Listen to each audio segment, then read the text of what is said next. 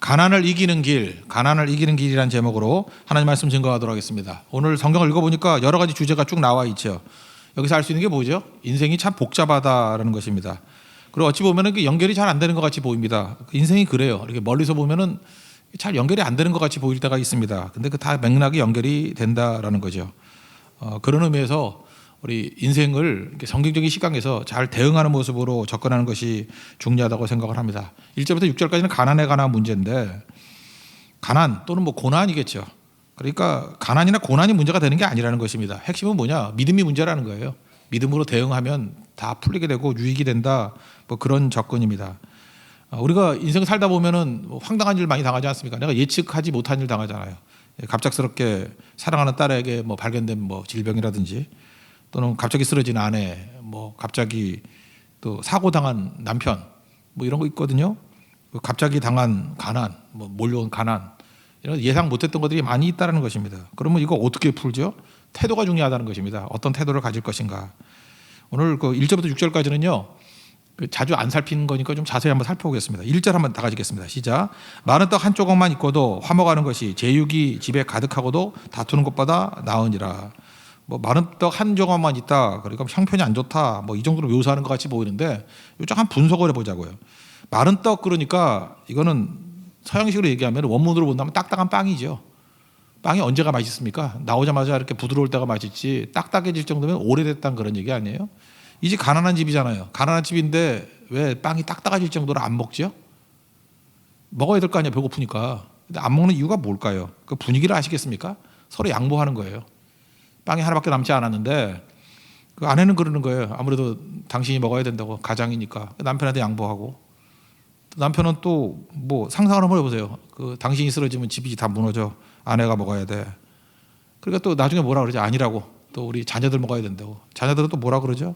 무슨 소리냐고, 부모님이 드셔야지. 이렇게 하다가 빵이 마른 빵이 돼버린 거예요. 마른 빵이 마른 떡이 돼버린 거예요. 그러면서 서로 자기를 주장하지 아니하고, 누구도 그 빵을 탐내지 아니하고 서로를 배려하는 거예요. 그때 감동이 밀려오지 않습니까? 그죠? 그게 화목함이에요. 이런 가정, 이게 멋진 가정이죠. 가난한데 양보하는 거예요. 그래서 하나됨을 이루는 것. 그러니까 뭐죠? 다 자기 부인이죠. 이거 뭐 교회에서도 이런 일들이 벌어질 수 있겠죠. 서로 아니라고 상대를 세워주고 할 때 그때 화목이 임하게 된다. 이런 가정이 좋겠죠. 그래서 서로 자기 주장하면 지옥되는 거예요. 그런데 지옥이 뭐라 그랬어요? 한순간도 자기를 잊지 못하는 것이 지옥이라고. 근데 서로 계속 남을 배려하고 다른 사람의 배고픔을 먼저 느끼면 감동이 있잖아요. 이게 마른 떡 한 조각만 있고도 해요. 화목하면. 어디나 이런 일이 벌어지면요, 감동이 있다라는 것입니다. 반면에 제육이 집에 가득하고, 그래서 제가 어저께 물어봐요. 제육이 뭐냐 그랬더니 제육볶음으로 알더라고요. 그거 아니고요. 제육이 제육볶음이 아니고, 제사 드리고 난 다음에 먹는 고기, 화목제겠죠. 다 번제는 다 태워야 되니까 안 되고, 화목제는 나눠 먹는 거 아니에요. 그런데 화목제 드릴 때도 가난한 사람은 뭐 비둘기 이런 거 드리고, 부자들은 소 잡는 거 아시죠? 그러니까 여기 뭐라고 돼 있어요? 그 제육이 집에 가득하다, 그러니까 아마 큰 황소 잡았는가 봐요. 큰 부자란 뜻이죠. 그러니까 제사가 뭡니까? 예배죠. 예배 잘 드리고 난 다음에 계속 싸우는 가정이 있죠. 예배 드리러 가자, 그러니까 안 간다 그러고, 너는 뭐 이 시기에 기도해야지, 안 하면 뭐 하냐 그랬더니 막 뛰쳐나가고. 그러면 그게 문제가 되는 거죠. 그죠? 제육이 가득하다 할 때, 부유하다 할지라도 이게 문제가 된다 그러면 이게 무슨 행복이냐, 그런 얘기겠죠. 우리 제가 아침에 새벽기도 나오다가 어떤 한 가정을 봤는데, 지웅이네, 장지웅네 가정인데 네 식구가 다 나왔더라고. 아빠, 엄마, 그다음에 본인과 여동생. 참 보기 좋더라고요. 그죠? 그거 보면서 야, 딴 건 모르지만, 뭐 딴 건 모르겠어요. 하여튼 화목하구나. 뭐 서로 먹으려고 그러는지 모르겠지만 하여튼 화목하구나. 예배드리고. 그죠? 이게 봐요. 제사 드리면서 이렇게 다 화목, 다투지 않냐고 화목하고. 여기 보세요. 온 가족이 다 나온 가정 뭐 몇 가정이나 돼요. 그게 복이죠. 딴 게 복이 아니라는 거예요. 그런 가정에 하나님께 축복과 은혜를 부어주시고 하나님의 응답이 있지 않겠습니까?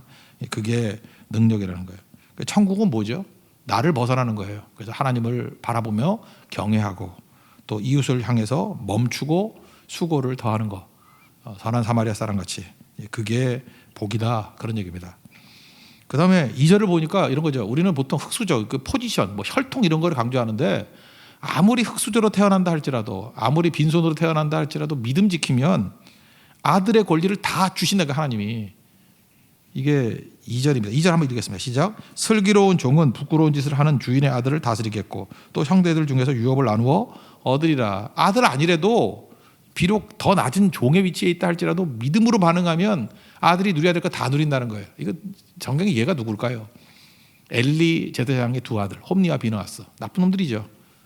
그 엘리 제사장의 아들이니까 대제사장 되고 막 그래야 될 거 아니에요. 근데 논팽이들이니까 사무엘이 하나님의 음성을 듣고 이상을 받잖아요. 그랬더니 엘리의 모든 자산을 다 사무엘이 물려받죠. 여러분 마찬가지예요. 뭐 환경, 혈통 이런 게 중요한 게 아니라 믿음으로 반응하면요. 여러분 주변에 있는 모든 것들 다 그 사람한테 다 가요. 뭐 부모들이야 그러겠지. 아들에게 물려주고 싶겠지. 옆에 있어 보라고. 아들한테 안 가요. 믿음 있는 사람한테 다 몰려가 버리지.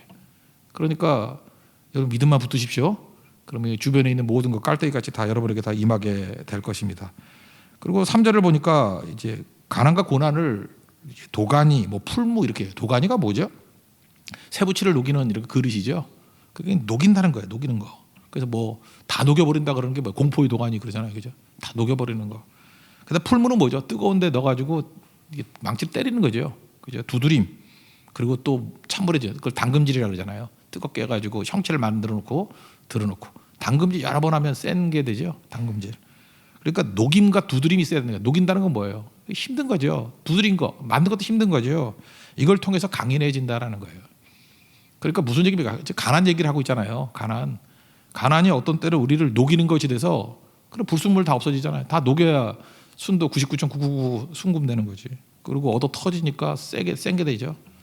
제가 망치 중에 제일 큰 망치 보니까 포항제철이나 갔더니 망치 크기가 20톤이야. 이따만하게 내려와가지고 꽝꽝 때리는데, 그러니까 뭐 세계 최강의 철이 나온다 하잖아요 거기서. 그러니까 어떻게 좋은 철이 나옵니까? 원재료도 좋아야 되지만 맞아야 된대. 맞아야 좋은 거던데요. 그러니까 이게 고난과 어려움들이 그런 거죠. 여러분 한계 상황이라 그러죠. 이걸 한계 상황이 아니면은요 자기 믿고 살아요. 사람은 한계 상황에 놓이게 됐을 때, 철학자들이 그런 얘기예요. 한계 상황에, 야스퍼스 얘기인데 한계 상황에 놓이게 됐을 때 초월을 바라보게 된다. 말이 어렵죠. 그러니까 고난이라는 한계 상황에 왔을 때 하나님 바라본다 그런 얘기예요. 뭐 쉬운 얘기라면. 그러니까 우리가 언제 하나님 바라봐요? 이 한계 상황. 그래서 한계 상황이 나쁘다고만 생각하지 말라고요. 우리 삶 속에 하나님이 NIBC, 나는 부인되고 예수님으로 사는 인생이 될 때 한계 상황이거든요. 그래서 완전히 죽여버리고 우리 가정의 주인 대신 예수님 붙들고 삽니다. 그게 능력이겠죠. 3절 읽겠습니다. 시작. 도가니는 은을, 풀무는 금을 연단하거니와 여호와는 마음을 연단하시느니라. 지금 뭐 질병 때문에 또 뭐 가난 때문에 관계 때문에 어려움 당하시는 분이 있다 그러면 하나님께서 여러분들을 지금 강인하게 만드는 과정이다 생각하고 주님 의지하는 믿음의 종 되기를 바랍니다. 그러니까 믿음으로 반응하면 다 승리한다는 거예요. 뭐 복잡할 거 하나도 없다라는 것입니다. 그리고 또 하나가 뭐냐면 어리석은 자들은 이상한 거 들린다는 거예요. 그래서 이 얘기를 하는 거예요. 들리는 게 그 사람이에요. 이것도 이제 칼 융이라는 사람이 그림자 이론이라는 거 들어봤죠. 어떤 사람 보면 도둑놈은 도둑질하는 게 보여요. 아, 저거 도둑질하려고 그래요. 어떻게 알지? 지가 도둑질 마음이 있으니까. 2살이나 3살짜리 애한테 뭐 이렇게 이성이 안 느껴지잖아요. 그러니까 걔는 그런 거 얘기해봐야 소용이 없어. 근데 사춘기 때 예민하잖아. 그때는 볼 얘기도 다 이성, 남자는 여자, 여자는 남자로 연결시키잖아요. 왜요? 자기 속에 그게 있기 때문에. 돈 욕심 있는 사람이 돈 얘기할 때 저 사람 돈 욕심 있어 뭐 이러는 거고요.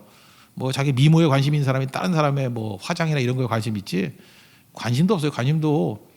여러분 남자분들 여자분들이 무슨 핸드백 들고 다니는지 관심 있어요?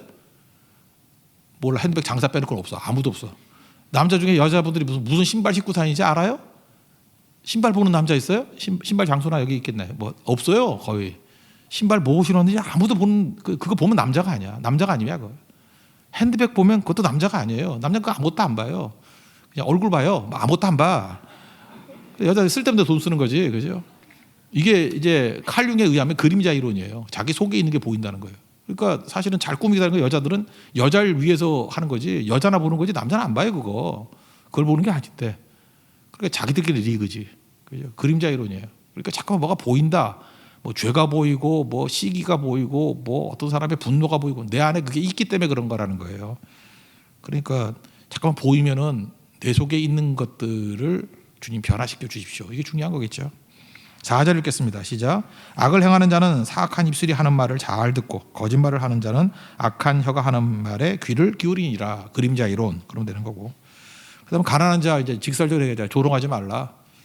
하나님을 멸시하는 것이다. 사실 이게 연관관계 없잖아요. 가난한 자 조롱하는데 왜 하나님을 멸시하는 거예요? 왜? 우리 속에 하나님의 형상이 있기 때문에. 그러므로 하나님 형상을 바라보고 존중하고 함부로 하지 말라 그러는 거죠. 그러니까 하나님 없으면 어떤 일이 벌어져요? 사람만 무시하게 돼 있다고. 요즘에 많이 쓰는 말 있잖아요. 사이코패스. 사이코패스가 뭡니까? 이게 반사회적 인격 장애인데 보통 때는 정상이에요. 잘 몰라요. 근데 그 사람이 사이코패스인 거 언제 알죠? 괴상한 짓 범행 저지르고 난 다음에 아는 거야. 그래서 사이코패스는 보통 때는 착실한 사람이야. 근데 범행을 저지르고 나면 저 사람 속에 저게 있었어? 근데 사이코패스는 언제 생기는 거예요? 그 속에 하나님 경외함이 없을 때. 그 병인지도 모르는 거예요. 하나님 경외함이 전혀 없으면은 그 죄의식도 없어요. 죄의식도. 사이코패스. 소시오패스는 좀 약간 다른 건데 소시오패스는 원래는 정상이었어. 근데 이게 반복적인 학습을 통해 가지고 남의 고통을 즐기는 거야. 그죠? 남의 고통 주는 것도요. 잠깐만 하다 보면 재밌거든. 그래서 그게 즐기는 인생이 돼버리는 거예요. 이게 소시오패스. 여러 패스가 있어요. 그죠? 예. 뭐 이런 말 옛날에 알았나? 이거 뭐 전공 아니면 모르는 얘기였는데 지금은 전 국민이 다 들어봤잖아. 이런 얘기. 사이코패스. 뭐 노래도 사이코 이런 노래 막 나오대. 뭐 영어로 나오는 사이코도 있고 뭐 우리나라 가수도 사이코 그러고. 진짜 사이코들이 너무 많아진 것 같아요. 그죠? 사이코패스, 사이코에 사이코. 이게 많아진 이유가 뭘까요? 그 하나님의 렌즈로 사람을 바라보지 않으니까 가난하다가 멸시해버리고 왕따시키고. 그럴 수 없죠. 예수 믿는 사람들 어떻게 딴 사람 왕따시켜. 못생겼다고, 가난하다고, 공부 못한다고, 뭐 없다고. 이게 말이 안 되는 거죠. 그럴 때 하나님께서 그거 놔두지 않겠죠. 그러니까 우리는 하나님의 시각으로 누굴 바라보든지 그 속에 하나님의 형상이 있다라고 하면서 존중히 여기는 거. 그게 중요하다는 것입니다. 5절 읽겠습니다. 시작. 가난한 자를 조롱하는 자는 그를 지으신 주를 멸시하는 자요. 사람의 재앙을 기뻐하는 자는 형벌을 면하지 못할 자니라. 중요한 게 뭐냐? 절대로 누가 어려움 당하는 것을 즐거워하지 마세요. 꼴 좋다. 정말 속이 다 시원하다. 이런 거 하지 말라고. 아무리 악한 자가 넘어졌다 할지라도 그 사람의 재앙을 기뻐하면요. 우리한테 와요. 나한테 온다. 나한테. 오히려 그걸 불쌍히 여겨줄 때 하나님께서 은혜 주시는 거죠. 절대로 남의 넘어짐을 기뻐하는 일은 없어야 된다라는 것입니다. 그리고 이제 마지막 아름다운 가정의 모습인데 6절 한번 읽겠습니다. 시작. 손자는 노인의 면류관이요 아비는 자식의 영환이라. 그러니까 무드셀라 969세 제일 오래 살았죠. 그가 죽으면 심판이 임한다. 그런 거 얘기 나오잖아요. 그죠? 무드셀라가 손자가 누구예요? 노아죠. 그게 노아. 그러니까 손자는 노인의 면류관이요. 그러니까 무드셀라가 볼 때 얼마나 손자 노아가 귀여웠겠어. 그죠? 잘 준비하니까. 그런 거죠. 뭘 물려주고 있어요 지금? 재산이 아니라 믿음을 물려진 가정의 모습. 그리고 아버지는 자식에게 뭐가 되겠어요? 노아는 새맘 야벳에게 뭐가 되겠어요? 그 기쁨이 되겠죠. 그래서 아비는 자식의 영환이라. 그래서 재산보다도 자녀들은 다 알거든요. 우리 아버지, 어머니 믿음에 대해서 난 존경심이 있어요. 저분들은 진짜 리얼 크리스찬이에요. 이게 명문 가정이에요. 딴 거 물려주려고 그러지 말고 믿음의 본 그거를 보여주십시오. 그게 최고의 것이 될 수 있다라는 것입니다. 지금 가난 얘기를 1절부터 6절까지 좀 자세히 살폈는데 다 내용의 핵심이 뭐예요? 가난과 고난의 문제가 아니라 믿음의 문제다. 아무리 어려움이 있다 할지라도 믿음 붙들면 나중엔 다 내게 오고 회복되고 그 가문이 흔들리지 않는 가문이 될 수 있다라는 것입니다. 가난 뭐예요? 한계 상황을 통해서 초월자 하나님을 바라보게 만드는 길이다. 오늘도 복잡하게 생각하지 말고 주만 바라보십시오. 그럼 일어서게 될 것입니다. 하나님께 축복과 은혜를 부어주시게 될 것입니다. 그다음에 7절부터 20절까지 좀 제일 긴 내용이 있는데 악인의 어리석음, 그러니까 반면교사를 삼으라는 거죠. 그러니까 악인들은요 어리석음이라는 게 뭐냐 하면 내가 잘한다, 내 자랑이다 그러는 게 다 반대라는 거예요. 그게 잘하는 게 아니고 자랑이 아니라는 거예요. 그러니까 어리석은 자의 특징이 뭐예요? Not I, 나를 강조해, 나를. But Christ, 예수님 강조 안 하고. 그러니까 문제가 되는 거겠죠, 그죠? 그래서 여기 보니까 지나친 말이라는 말이 나오는데 7절에 지나친 말이 말재주란 뜻이에요, 그죠? 그래서 어리석은 사람은 말재주는 뛰어나지만 복이 아니다 그런 뜻이라고. 복이 아니다. 7절 읽겠습니다. 시작. 지나친 말을 하는 것도 미련한 자에게 합당하지 아니하거든 하물며 거짓말을 하는 것이 존귀한 자에게 합당하겠느냐. 저는 요즘에 손흥민 선수를 보면서 느끼는 게 그거예요. 인터뷰를 하면은 항상 공을 남에게 돌려. 내가 골링을 많이 넣었습니다. 그랬더니 해리케인이 패스를 잘해줘서 그렇다. 내가 가면은 내 발 앞에 공이 온대. 내가 발 앞에 공이 오지도 않았는데 말을 그렇게 해. 그죠? 그리고 내가 I라는 말이 없어. 전부 다 위에 위. 그리고 팀 얘기하고 그리고 원팀이라고. 우리 팀이 이기는 거고 우리 팀이 3포인트 3점 얻는 거. 그러니까 승리하면 3점 주거든. 3점 얻는 게 중요하다 그러고 동료들에게 돌리고. 처음에는 저거 너무 지나친 거 아닌가 그랬는데 손흥민이 계속 그러니까 해리케인이 변화가 됐어요. 전도 받았어. 해리케인이도 뭐라 그러냐 하면 손흥민이 잘해가지고 그렇지 내가 뭐 한 게 뭐가 있냐 그러고 이 해리케인이 그렇게 겸손한 애가 아니거든요. 엄청난 애요. 남이 골 넣은 것도 자기 스쳤다고 내 골이라고 주장했던 애야 얘가. 그죠? 얘가 인격이 그렇게 좋은 애가 아니에요. 근데 해리케인이 변화가 되고 거기 감독이 이게 조제 무리뉴라는 감독인데요. 엄청나게 교만한 애요. 나밖에 없어요. 내가 제일 잘 나가 그런 인간이에요. 근데 어제 인터뷰를 보니까 이렇게 두 해리케인하고 손흥민하고 컴비 누구 당신의 리더십 아니냐고 언제부터 저렇게 이렇게 화학적인 한 몸이 됐냐 그랬더니 내 능력이 아니라 포체티노 감독 전임 감독의 은혜래. 무리뉴가 진짜 무리했어. 얘 이런 애 아니었어요. 무리뉴가 변화됐어요. 무리뉴가 그죠? 자기가 스페셜 원이라 그런 사람이야. 내가 특별한 존재라고 그렇게 교만이 그냥 하늘에 치닫는 인간이었는데 변화되잖아요. 변화. 내가 볼 때 그 손흥민이 다 변화시킨 거야. 손흥민이 아버지가 있기 때문에 그래요. 손웅정이라고 아버지가 옆에서 그래요. 저거 뭐 세계 월드 클래스라 탑 클래스다 아니래잖아요. 그죠? 클래스 그 정도 아니라고. 아들에게 겸손을 가르치고 절대 나라는 말 쓰지 말라고. 우리 원팀 상대에게 돌리고. 그래서 더 좋은 거는 손흥민이죠. 그 아버지 말씀을 듣는 거. 그죠? 듣고 있다는 게 되게 중요한 거 아니에요? 내가 볼 때 이게 교회 같아요. 교회. 손흥민이 하는 게 바울 같아. 내가 볼 느낌이. 그 팀을 변화시키고 있어요. 그 마음이. 그러니까 그 유심히 보세요. 그 골 넣은 거 뭐 승리한 것만 보지 말고 이런 인터뷰하는 거와 그래서 사람들이 변화되는 모습들. 제가 볼 때 그 강력한 힘이 될 수 있다고 생각을 합니다. 바로 이런 거죠. 이런 선한 영향력을 가지고 미련한 자들을 이겨내라. 그리고 어리석은 자는 뇌물 좋아해. 뇌물. 이거 읽어보면은 권장하는 것 같지만 그게 아니죠. 8절 읽겠습니다. 시작. 뇌물은 그 임자가 보기에 보석 같은즉 그가 어디로 향하든지 형통하게 하느니라. 이거 빈정거림이에요. 뇌물 주면 잘 된다고 생각하지. 근데 그거 아니다 그런 거예요. 그러니까 어리석은 자는 뇌물 좋아하다가 큰 코 다친다 이런 얘기죠. 그다음 또 뭐가 나오냐 쭉 읽어보면은요. 약점을 거듭말하는 거. 열등감이죠. 상대방 약점을 한두 번도 아니야. 계속 약점 말하는 거 뭐예요? 그 약점을 말함으로 말미암아 내가 높아진다고 생각하기 때문에 그런 거죠. 그리고 충고를 받아들이지 않아. 너무 예민한 거야. 너무 예민하면 누가 충고하려 그래요? 그죠? 그냥 넘어가면 되는 건데 오바예요. 오바. 그죠? 오바. 젊은이 말하면 에바야 에바. 그죠? 문제가 되는 거죠. 예 아니면 아니요. 그리고 변화되면 되는 건데 그거 안 하고. 그래서 이런 사람들에게 조언하는 거는 뭐 새끼 뺏긴 암콤 만나는 게 낫다 뭐 이런 식의 얘기를 합니다. 그러니까 잘 수용하고 너무 이렇게 과민 반응하지 말고 내가 변화되면 되잖아요. 겸손하게. 그게 중요하다는 것입니다. 9절부터 13절까지 읽겠습니다. 시작. 허물을 덮어주는 자는 사랑을 구하는 자요. 그것을 거듭말하는 자는 친한 벗을 이간하는 자니라. 한마디 말로 총명한 자에게 충고하는 것이 매 백대로 미련한 자를 때리는 것보다 더욱 깊이 박히느니라. 악한 자는 반역만 힘쓰나니 그러므로 그에게 잔인한 사자가 보냄을 받으리라. 차라리 새끼 빼앗긴 암콤을 만날지언정 미련한 일을 행하는 미련한 자를 만나지 말 것이니라. 누구든지 악으로 선을 갚으면 악이 그 집을 떠나지 아니하느니라. 여기 반역이라 그랬는데 이 반역이 하는 건 뭐야? 반발한다 그런 데 있죠. 뭐 좋은 하면 약간 반발하고 뭐 아니다 그러고 그러지 말라는 거예요. 그죠? 그럼 누가 그거 권면하겠어요? 그걸 미련한 자 그렇게 얘기하잖아요. 그러니까 작을 때 빨리빨리 고치라는 거예요. 이렇게 조금만 틈 났을 때 뚝 무너진다. 그러니까 빨리 화해하고 화해를 미루면 안 돼요. 그죠? 빨리 잘못하죠.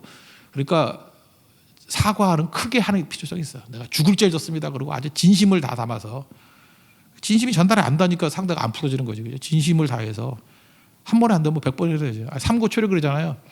제가 보면 하나 데려오려고도 제후가 왕이 될 사람인데 왕이잖아. 황제가 유비가 삼고초려 3번이나 3차례나 하잖아요. 3차례나. 그런 마음 가지고 사는 거죠. 그게 지혜죠. 어리석은 자는 뇌물을 덮어주는 자는 사랑을 구하는 자요. 그것을 거듭말하는 자는 친한 벗을 이간하는 자니라. 뇌물은 그 임자가 보기에 보석 같은즉 그가 어디로 향하든지 형통하게 하느니라. 나다이가 아니라 오은이 아이야. 나밖에 없는 거죠.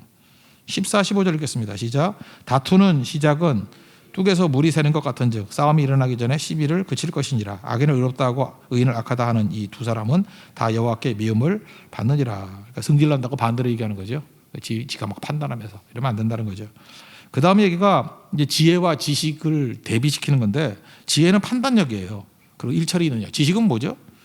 돈 주고 배울 수 있는 거예요. 학원에서 배울 수 있고 학교에서 배울 수 있는 거. 그러니까 지혜와 지식인데, 지혜는 배워지는 게 아니에요. 지혜는 돈으로도 안 돼요. 지식은 머리로만 되는 거지만 지혜는 왜 있냐? 온몸으로 되는 거예요. 온몸으로. 지혜는 온몸으로 배우는 거예요. 온몸으로. 그래서 하나님께서 고난의 자리, 가난의 자리 가야 온몸으로 배울 수 있는 거겠죠. 그러니까 지혜는 뭐냐면 더 나은 사람이 되고 더 나은 길을 가는 거예요. 대표적인 게 뭐 성령 돈으로 살라 그랬던 시몬이 있었죠. 마술사 시몬. 사도행전 8장에 보면 이 성령을 돈으로 사나? 돈으로 안 되는 건데. 그래서 여러분들 그 옛날에 그 만화책이나 뭐 그 무협지 이런 거 보면 안 보신 분 많겠지만 언제나 영웅은요 집을 떠나요. 집을 떠나야 돼. 집을 떠나면 뭐죠? 익숙한 것과 결별하는 거죠. 집을 떠남. 집을 떠나는 순간에 온갖 시련과 온갖 악한 사람과 온갖 위험을 다 겪어요. 그래서 그거를 어떻게 이기죠? 온몸으로 이겨내요. 온몸으로. 그래서 영웅 되는 거예요. 하나님께서 여러분들 잔챙이를 키우지 않습니다. 그래서 신앙생활도 온몸으로 해야 돼요. 제일 욕이 뭐냐면 머리로 하는 거예요. 머리로 신앙생활 하는 거예요. 지식이거든요. 이 무슨 학원에서 뭐 돈 배우는 거 같이. 지금도 머리로 하는 사람 많죠. 뭐 예배도 안 나오고 뭐 인터넷으로 뭐 설계만 앞뒤 다 잘라가지고 뭐 요약해서 듣겠다 뭐 이런 거. 그게 얄팍한 거거든요. 그게 지식에만 머무르는 인생인데, 그 여기 말하는 어리석은 자예요. 미련한 자, 악인. 그래서 하나님께서는 여러분들 진짜를 배우기 위해서 온몸으로 배워. 그게 지혜거든요. 지혜는 온몸으로. 16절 읽겠습니다. 시작. 미련한 자는 무지하거늘 손에 값을 가지고 지혜를 사려 하면 어찌 민고. 야 임마, 지혜는 온몸으로 얻는 거지 돈으로 사는 거냐? 뭐 그런 거겠죠. 그다음에 이제 관계 얘기를 하는 건데, 이건 좀 뉘앙스가 있어요. 우리가 관계는 두 가지 관계가 있죠. 주어진 관계가 있고 택한 관계. 주어진 관계를 뭐라 그래요? 혈연이라 그러고, 택한 관계를 친구 그러지 않습니까? 그러니까 17절 이거는 있는 그대로도 이해할 수 있지만 이걸 교차적으로 이해하는 거, 반대로 이해하는 것도 중요하다고 생각을 해요. 예를 들어서 친구는 사랑이 끊어지지 않아야 된다라는 당위로 볼 수 있죠. 친구는 사랑이 끊어지면 안 돼. 의리 저버리면 안 돼. 형제는 위급할 때 도와야 돼. 이런 뜻도 있죠. 근데 이걸 교차로 이해하는 거래요. 교차로. 그러니까 뭐냐 하면 친구는 오히려 형제에게 있는 그 덕목 있죠. 위급할 때를 위하여 놨느니. 그러니까 좋은 친구가 될 때는 뭐가 돼야 돼요? 형제같이 위급할 때 도움이 되는 거예요. 그러니까 여러분 좋은 우정 관계를 맺을 때는 요 반대 걸 해야 돼요. 위급할 때 도와줘야 돼요. 그리고 형제는 위급할 때 도움을 갖지만 형제에게 더 위험한 건 뭐냐 하면 결코 사랑이 끊어지지 않아야 돼요. 당연한 거죠. 형제인데 사랑 안 하는 자. 지금도 보면은 형제끼리 연락 안 하고 그런 사람 되게 많아요. 형하고 동생하고 싸우고 뭐 되게 많다고. 그러니까 이거 잘해야 되는 거죠.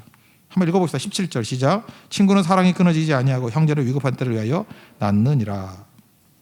그 다음에 뭐 자기 능력 넘어서는 거 하지 말라는 거 두 가지 있었죠. 보증, 맹세. 이런 거 하지 말라는 거예요.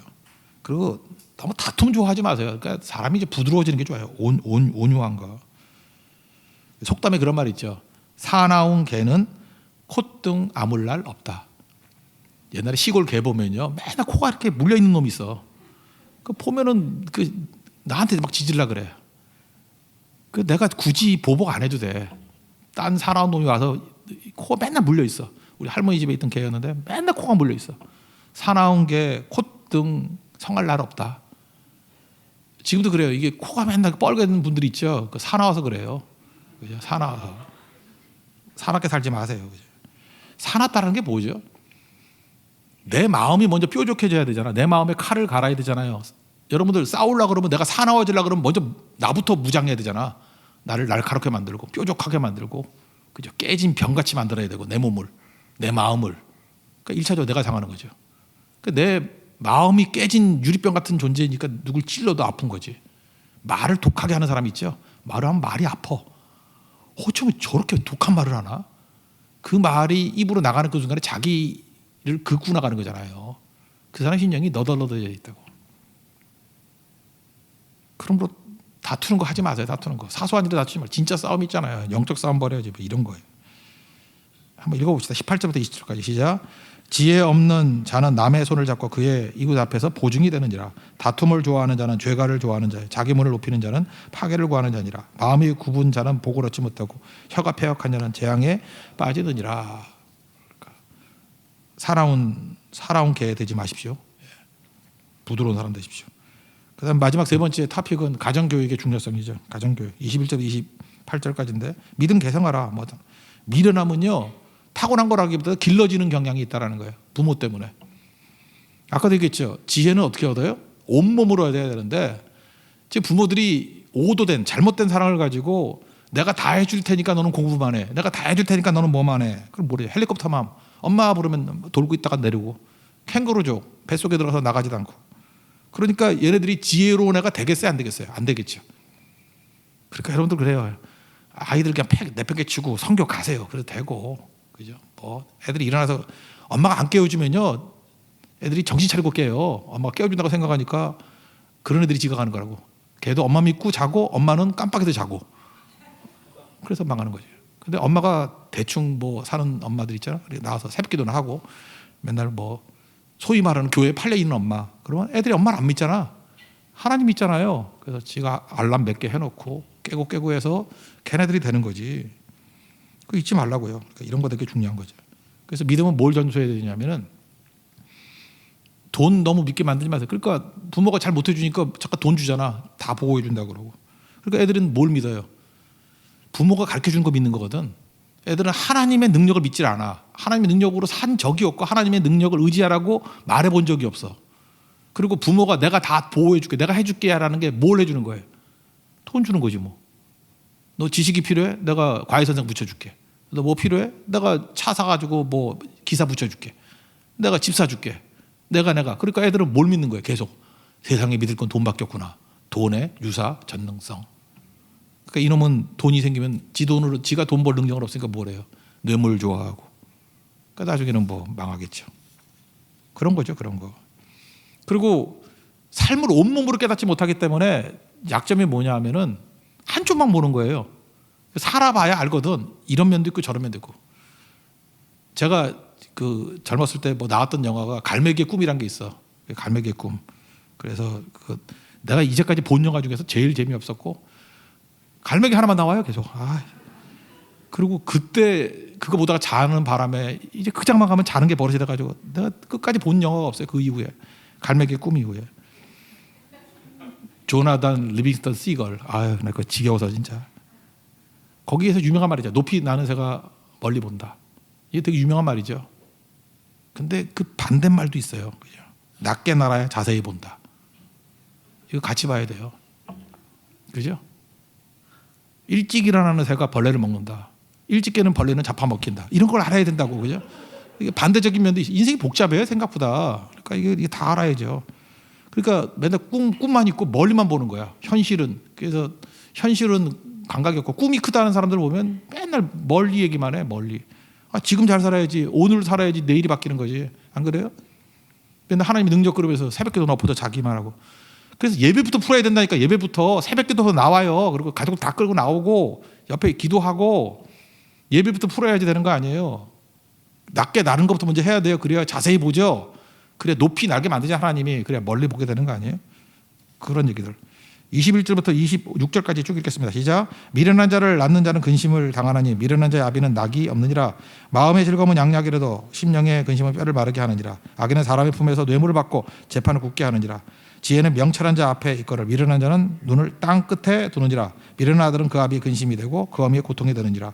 의인을 벌하는 것과 귀인을 정직하다고 때리는 것은 선하지 못하니라. 그리고 마지막 교훈 하나만 더 봅시다. 말 아끼라는 거예요. 말. 제가 아는 장로님이 계시는데 이분은 참 저한테도 영향을 많이 주셨던 분이에요. 제가 평신도일 때 우리 부장하셨던 장로님이신데 미군 부대 다니셨어요. 근데 항상 온화하게 웃고 말씀이 없으셔요. 그리고 성실하고 성실한 분이 있잖아요. 말 없이 성실하고 빠지지 않고. 내가 이분한테 배웠던 말씀이 누가복음 17장 10절이에요. 제가 그때 교사할 때였는데 우리는 무익한 종이라 우리 해야 할 일을 했을 뿐입니다. 이 말씀 제일 많이 하셨어요. 우린 교사들이니까 이 말을 해야 된다고. 우리는 무익한 종입니다. 우리가 해야 할 일을 했을 뿐입니다. 이거 목사님한테 들은 거 아니에요. 장로님한테 들은 얘기예요. 내 교사일 때.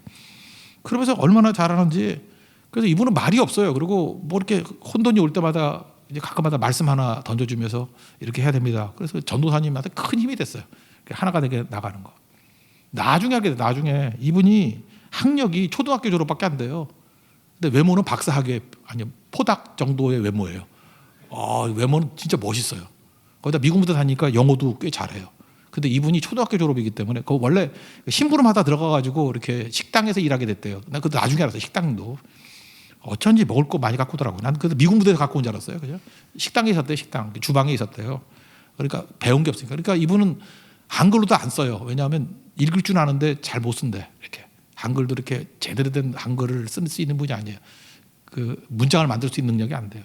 영어는 말은 유창한데 쓰는 분이 아니에요. 그러니까 영어도 잘 말 안 해요. 그죠? 근데 듣는 거에 대해서는 정확히 알고 있기 때문에 우리 영어도 잘하고 하니까 되게 실력 있는 분인 줄 알았어요. 근데 이분의 능력이 바로 그거였다고. 말하면 무식이 드러났을 거 아니에요. 말 안 해요. 그리고 오로지 가끔마다 한마디씩 하는데 그게 성경 말씀이야. 그리고 누가 뭐래.